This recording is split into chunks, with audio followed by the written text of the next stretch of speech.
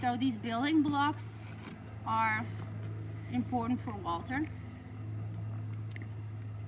because you need to break it down in really small steps for him not to become anxious or become a little bit concerned about what's going to happen.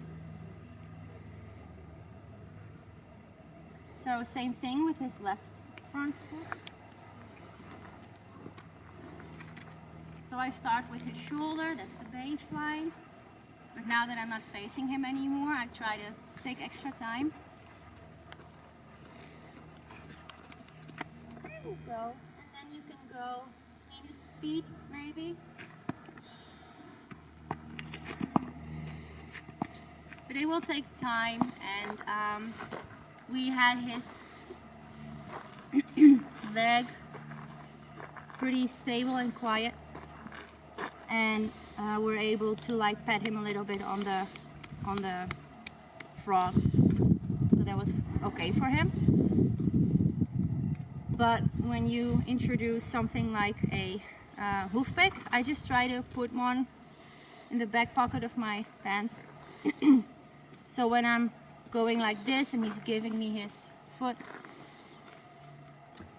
I can just grab and hold his hoof.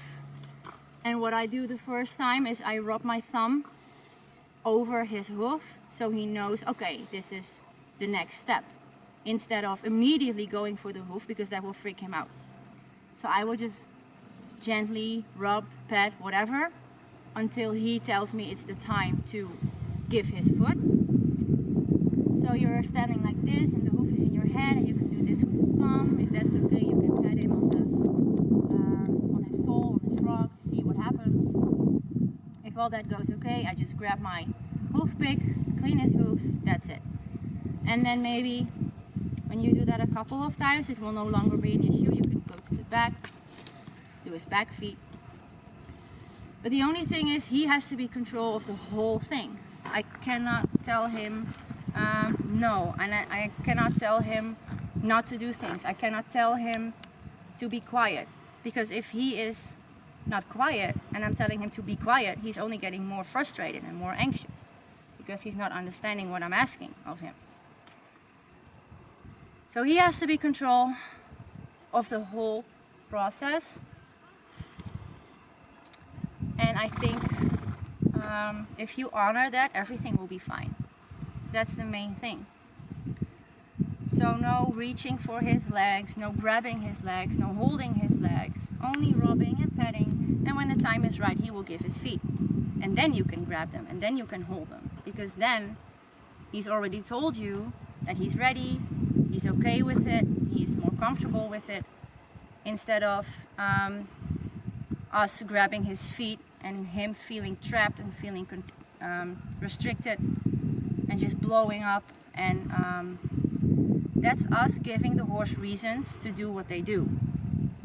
So if he starts to walk off faster, or it's just not happening, that's probably because we're moving too fast, or we're not letting him be in control of what's happening. So another thing I do is try to relax this muscle.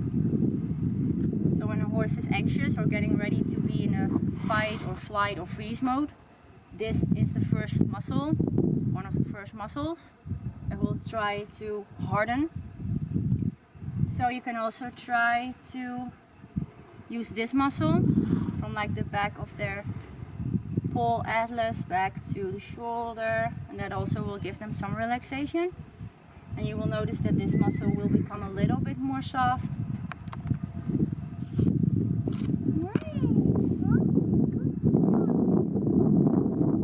So in a nutshell, that is what